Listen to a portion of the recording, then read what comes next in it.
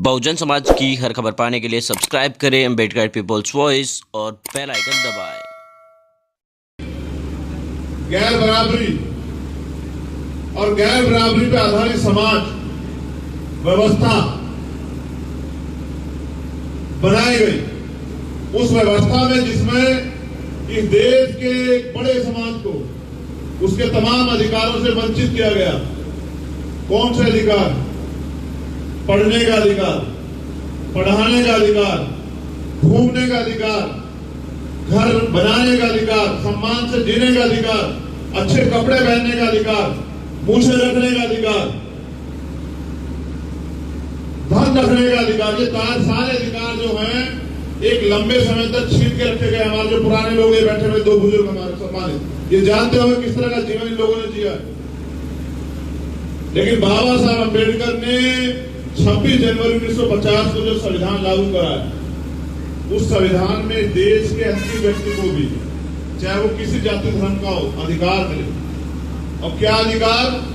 कि वो इस देश में आजादी से जी सकता है, सभी सरकारी संस्थाओं पे, सरकारी जगहों पे जा सकता है और वो अपनी मर्जी के कपड़े पहन सकता है, अपनी मर्जी का खाना खा सकता है, अपनी मर्जी से जी सकता है।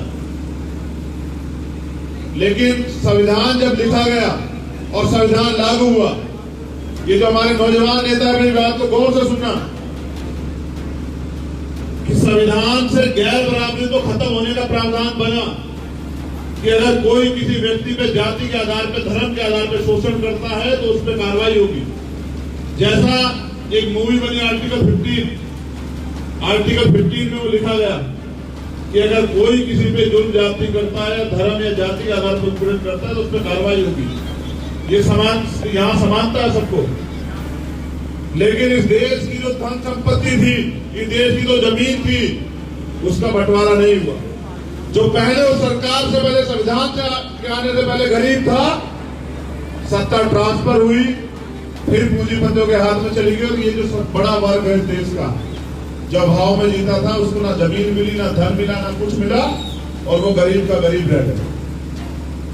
थोड़ा बहुत अगर आगे बढ़ने के लिए मिला तो बाबा साहब के संविधान में रिजर्वेशन का अधिकार, संविधान में आरक्षण का अधिकार, उन आरक्षण के दम पे SC, ST, OBC और माइनॉरिटी के लोग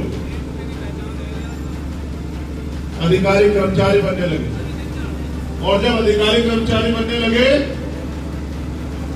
तो वो अपने जीवन में, उनके जीवन में बदलाव हुआ। आपके गांव में कितने अधिकारी कर्मचारी हैं? सिकंदरपुर भैंसवाल में कितने होंगे? 5। क्या वो 5 अच्छा तरह का जीवन नहीं जी रहे? क्या आप मेरी बात को गौर कीजिएगा कि जिसको सरकारी नौकरी मिली उसके जीवन में बदलाव आया। और बदलाव यह आया कि जैसे उसको सरकारी नौकरी मिली तो उसने अपना अच्छा घर बनाया, तमाम तरह के संसाधन जुटाए, अपने बच्चों को अच्छे स्कूल में पढ़ाया और फिर अपने बच्चों को भी कामयाब करने के लिए उसने संघर्ष किया, 2 रुपए इकट्ठे भी किए, अच्छी शादी की। ये कैसे हो पाया? कि जब नौकरी मिली। लेकिन जो वर्तमान की सरकार है, ये हमारे सारे अधिकार, चाहे वो सरकारी नौकरी हो, प्राइवेट नौकरी हो या और कोई साधन था, वो सारे छीन रही है। हमारे बच्चे जो लोग यहाँ पढ़ते हैं वो जानते होंगे स्कॉलरशिप बंद कर दी है। हायर एजुकेशन में जो IIT और ITI की बात मैं कर रहा हूं, मैं बात कर रहा हूं उसकी,